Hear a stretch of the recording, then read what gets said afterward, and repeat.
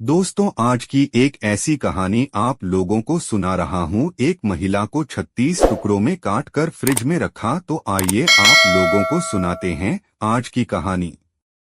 बेंगलुरु के व्यालीक्वल इलाके के 6th क्रॉस पाइपलाइन रोड में मौजूद इस 3 मंजिला बिल्डिंग का ये वो एक कमरा है जिसने अपने अंदर से एक और श्रद्धा को उगला है। इस कमरे में रखे 165 लीटर मॉडल के सिंगल डोर फ्रिज में पूरे 19 दिनों तक 29 साल की महालक्ष्मी करीब 30 से 40 टुकड़ों में बंद थी। 30 से 40 टुकड़े इसलिए क्योंकि कई टुकड़े तो फ्रिज के बाहर इस कमरे के फर्श तक पर बिखरे पड़े थे। खुद बेंगलुरु पुलिस को याद नहीं कि उन्होंने इससे पहले कभी इतना खौफनाक या दहला देने वाला क्राइम सीन देखा हो। शुरुआत में तो खुद पुलिस वाले इस कमरे यानी क्राइम सीन से डर के मारे उल्टे पांव लौट गए थे।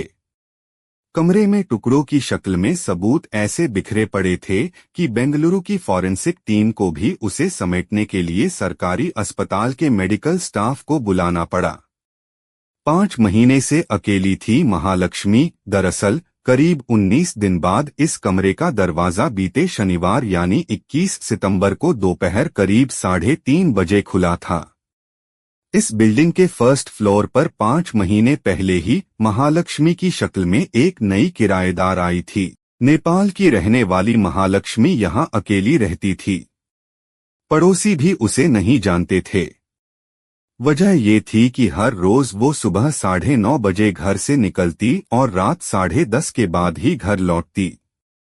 महालक्ष्मी की माँ और बहन इसी बेंगलुरु में रहा करते हैं।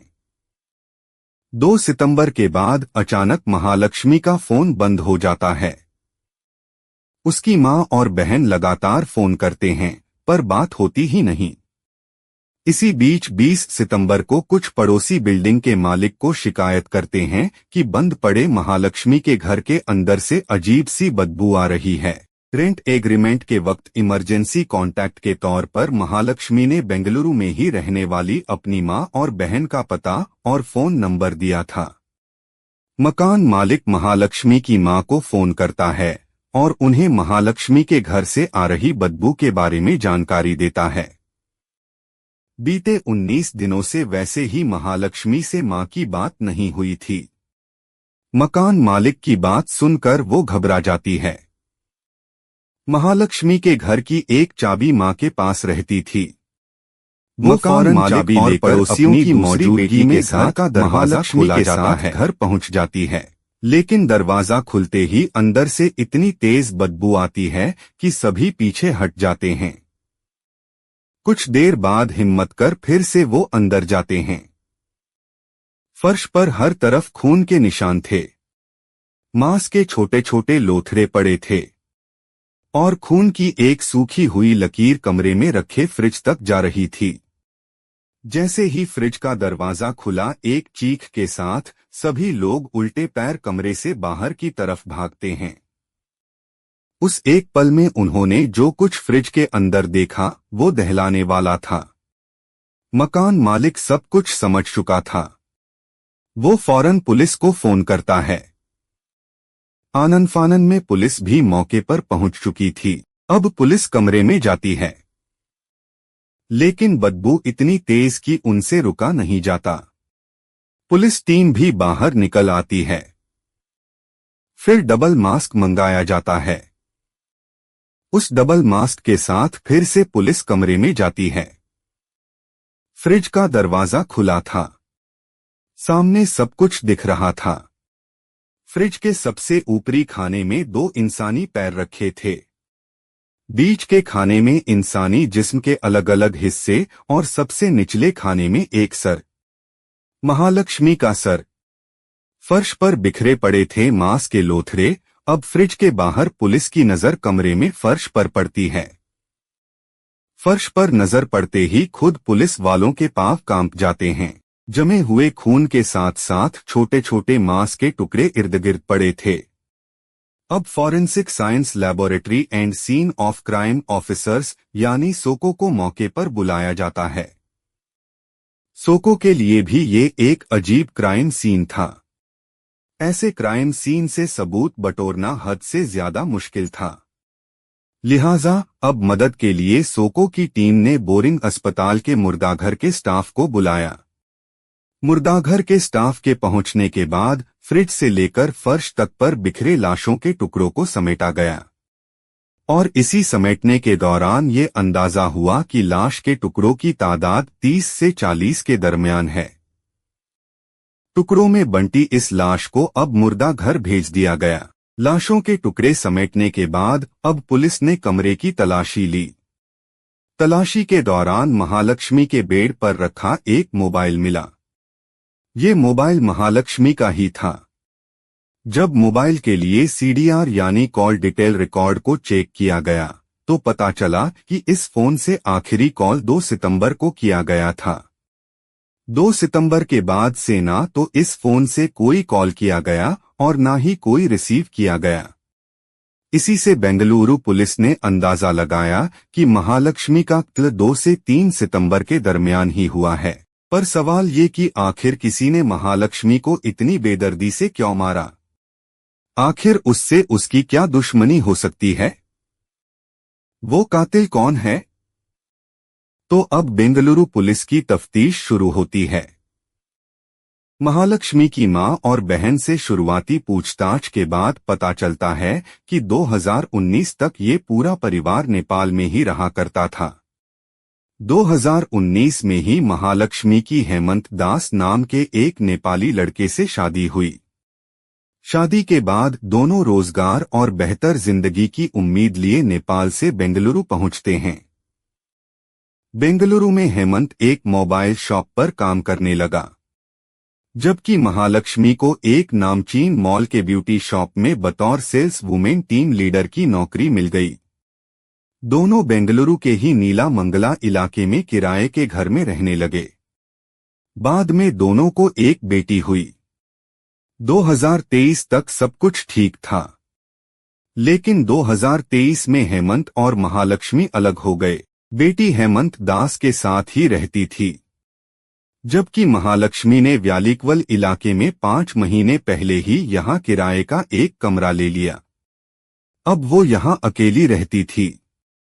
हर 15 दिन या महीने में एक बार वो अपनी बेटी से मिलने हेमंत के घर जाती थी। पहला शक लव ट्रायंगल की थ्योरी पर। तफ्तीश के मुताबिक हेमंत और महालक्ष्मी के बीच की इस दूरी की वजह लव ट्रायंगल थी। हेमंत को शक था कि उत्तराखंड के रहने वाले एक हेयर ड्रेसर अशरफ और महालक्ष्मी के बीच अफेयर चल रहा है। इसी बात को लेकर हेमंत और महालक्ष्मी के बीच काफी झगड़ा होता और इसी झगड़े की वजह से करीब 9 महीने पहले महालक्ष्मी हेमंत से अलग रहने लगी थी। कुछ महीने मां और छोटी बहन के साथ रही और फिर 5 महीने पहले किराए के इस घर में आ गई। पड़ोसियों के मुताबिक महालक्ष्मी आस पड़ोस में ज्यादा लोगों से घुली मिली नहीं थी। वो किसी से बात भी नहीं करती थी। रोजाना सुबह 9:30 बजे काम पर चली जाती और रात 10:30 के बाद घर आती। पड़ोसियों ने कुछ मौकों पर एक अजनबी को महालक्ष्मी को घर से पिक और ड्रॉप करते जरूर देखा, लेकिन वो कौन है वो नहीं जानते। बेंगलुरु पुलिस के मुताबिक वो इस बात का पता लगाने की कोशिश कर रही है कि आखिर वो अजनबी है कौन। बकौल पुलिस बहुत मुमकिन है कि महालक्ष्मी का कातिल वही अजनबी हो। हेयर ड्रेसर से अफेयर का था शक। बेंगलुरु पुलिस के मुताबिक वो अब तक महालक्ष्मी के पति हेमंत दास और उस हेयर ड्रेसर अशरफ जिस पर हेमंत को शक था उससे लंबी पूछताछ कर चुकी है। लेकिन इन दोनों से शुरुआती पूछताछ के बाद पुलिस इस नतीजे पर पहुंची है कि महालक्ष्मी के कत्ल में इन दोनों का कोई हाथ नहीं है। इन दोनों के मोबाइल के कॉल डिटेल रिकॉर्ड 2 सितंबर से 19 सितंबर तक की इनकी लोकेशन में ऐसा कुछ नहीं मिला जिनसे इन पर शक किया जा सके। तो फिर सवाल है कि आखिर महालक्ष्मी का कातिल कौन है? कौन है जिसने इतनी बेदर्दी से उसका कत्ल किया और लाश के टुकड़ों को फ्रिज में ठूंस दिया? पुलिस को एक अजनबी पर शक। तो बेंगलुरु पुलिस के मुताबिक खुद महालक्ष्मी के मोबाइल के कॉल डिटेल से शक की सुई एक अजनबी की तरफ घूम रही है। हालांकि बकौल पुलिस उस अजनबी की जानकारी उनके पास है। उसका नाम भी उन्हें पता है। यहाँ तक कि ये भी पता है कि महालक्ष्मी के कत्ल के बाद वो भुवनेश्वर के रास्ते पश्चिम बंगाल जा चुका है। पुलिस इसलिए उसके नाम का फिलहाल खुलासा नहीं करना चाहती ताकि वो अलर्ट ना हो जाए। पर बेंगलुरु पुलिस की माने तो एक बार वो शख्स हाथ आ गया तो सारे सवालों के जवाब मिल जाएंगे। पुलिस तफ्तीश में ये भी पता चला है कि 2 सितंबर यानी जिस दिन से महालक्ष्मी गायब हुई और उसका मोबाइल बंद, तब से महालक्ष्मी के घर पर कभी कोई नहीं आया। यहाँ तक कि पड़ोसियों ने भी 2 सितंबर या उसके बाद कभी महालक्ष्मी के घर से कोई ऐसी आवाज नहीं सुनी जिससे उन्हें शक होता। हालांकि क्राइम सीन को देखने के बाद पुलिस का मानना है कि महालक्ष्मी का कत्ल इसी कमरे में हुआ था। इस थ्योरी के पीछे की वजह यह है कि जिस इलाके में महालक्ष्मी रहती है वहां किसी लाश को लेकर पहली मंजिल तक जाना मुमकिन नहीं है। कोई भी आसानी से देख सकता है। बकौल पुलिस बहुत मुमकिन है कत्ल से पहले महालक्ष्मी को कोई बेहोशी या नींद की दवा दी गई हो और इसीलिए घर से कोई आवाज नहीं आई। जल्दबाजी में नहीं था कातिल। जिस तरह से लाश के टुकड़े किए गए हैं उसको देखकर भी पुलिस को अंदाजा है कि ये जल्दबाजी में नहीं हुआ है। यानी कातिल ने घर के अंदर तसल्ली से लाश के टुकड़े किए, यानी कत्ल के बाद भी वो कई घंटे या बहुत मुमकिन है पूरी रात उसी घर में रहा। हालांकि हैरानी इस बात पर है कि किसी ने उसे जाते नहीं देखा। जिस घर में महालक्ष्मी रहती थी उस बिल्डिंग के आसपास की तमाम सीसीटीवी फुटेज को पुलिस खंगाल रही है। पुलिस को उम्मीद है कि वारदात की टाइमिंग को देखते हुए किसी न किसी कैमरे में वो अजनबी जरूर कैद हुआ होगा। वैसे जो पुलिस ये तक जानती हो कि कातिल भुवनेश्वर के रास्ते पश्चिम बंगाल पहुंच चुका है तो जाहिर है वो कातिल का असली नाम चेहरा भी जरूर जानती होगी। लिहाजा उम्मीद कीजिए बहुत जल्द वो चेहरा और नाम भी सामने होगा।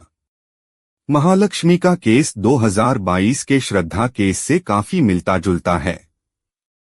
महालक्ष्मी के कत्ल के बाद 19 दिनों तक लाश के टुकड़े फ्रिज में थे।